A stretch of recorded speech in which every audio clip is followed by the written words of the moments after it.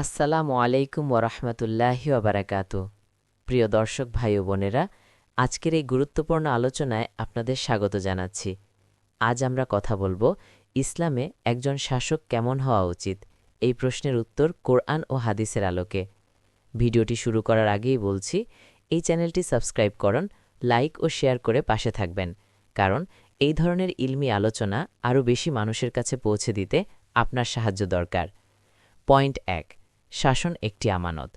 আল্লাহ সুবহানাহু ওয়া তাআলা পবিত্র কুরআনে ইরশাদ করেছেন, ইন্নাল্লাহা ইয়া'মুরুকুম আন তুআদ্দুল আমানাতি ইলা আহলিহা ওয়া ইযা হাকামতুম বাইনান নাসি আন তাহকুমু বিল আদলি। অর্থ, নিশ্চয়ই আল্লাহ তোমাদের নির্দেশ দিচ্ছেন আমানত তার যোগ্য মালিকের কাছে ফিরিয়ে দিতে, এবং যখন মানুষের মধ্যে বিচার করবে তখন ন্যায় বিচার করতে। ভাই ও বোনেরা, ক্ষমতা কোনো সুবিধার নাম নয়, এটি একটি আমানত।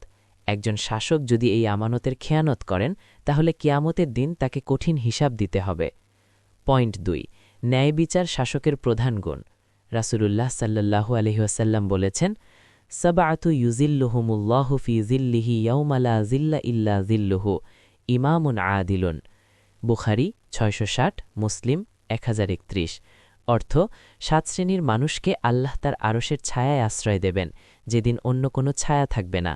তাদের মধ্যে প্রথম হলেন ন্যায়পরায়ণ শাসক। সুবহানাল্লাহ!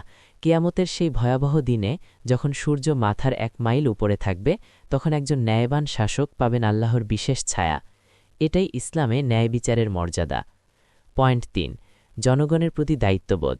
রাসূলুল্লাহ সাল্লাল্লাহু আলাইহি ওয়াসাল্লাম আরও বলেছেন, কুল্লুকুম রাঈন ওয়া কুল্লুকুম মাসউলুন আন রাঈয়াতিহি, ফাল ইমামু রাঈন ওয়া মাসউলুন আন রাঈয়াতিহি। বুখারী ৮৮৯। অর্থ, তোমরা প্রত্যেকেই দায়িত্বশীল এবং প্রত্যেককে তার অধীনস্থদের সম্পর্কে জিজ্ঞাসা করা হবে।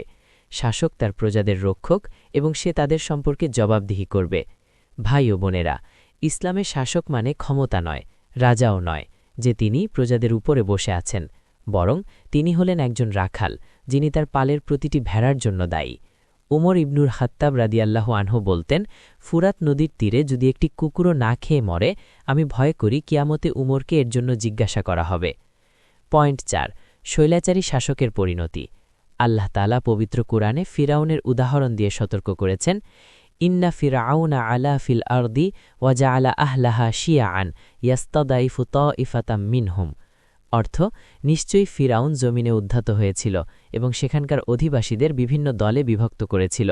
একটি দলকে সে দুর্বল করে রেখেছিল। যে শাসক মানুষকে বিভক্ত করে, দুর্বলদের উপর জুলুম করে, তার পরিণতি ফিরাউনের মতোই। আল্লাহর আযাব থেকে কোনো ক্ষমতাই রক্ষা করতে পারে না। পয়েন্ট ৫, আদর্শ শাসকের উদাহরণ। খুলাফায়ে রাশিদিন। প্রিয় দর্শকবৃন্দ, ইসলামের ইতিহাসে আমরা পেয়েছি আদর্শ শাসকের উজ্জ্বল দৃষ্টান্ত। আবু বকর রাদিয়াল্লাহু আনহু খলিফা হওয়ার পরেও নিজে বাজারে কাপড় বিক্রি করতেন।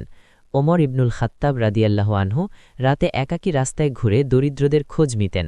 ওমর ইবনুল আব্দুল আজিজ রাহিমাহুল্লাহ, তার শাসন আমলে জাকাত দেওয়ার মতো গরিব মানুষ খুঁজে পাওয়া যেত না। রাসূলুল্লাহ সাল্লাল্লাহু আলাইহি ওয়াসাল্লাম বলেছেন, খিয়ারু আইম্মাতিকুমুল্লাযীনা তুহিব্বুনাহুম ওয়া ইউহিব্বুনাকুম। মুসলিম ১৮৫৫। অর্থ, তোমাদের সর্বোত্তম শাসক হলেন তারা যাদের তোমরা ভালোবাসো এবং যারা তোমাদের ভালোবাসে। প্রিয় ভাই ও বোনেরা, ইসলামের শাসক মানে ক্ষমতা নয়, দায়িত্ব। ইসলামের শাসক মানে রাজমুকুট নয়, জবাবদিহিতা। ইসলামের শাসক মানে ভোগ নয়, সেবা। আল্লাহ আমাদের এমন শাসক দান করুন যারা কোরআন ও সুন্নাহর আলোকে আমাদের পরিচালিত করবেন। আমিন। ভিডিওটি ভালো লাগলে লাইক দিন, চ্যানেলটি সাবস্ক্রাইব করুন এবং বেল আইকনে ক্লিক করুন। বন্ধু ও পরিবারের সাথে শেয়ার করুন, এটাও একটি সাদাকা। জাযাকুমুল্লাহু খাইরান।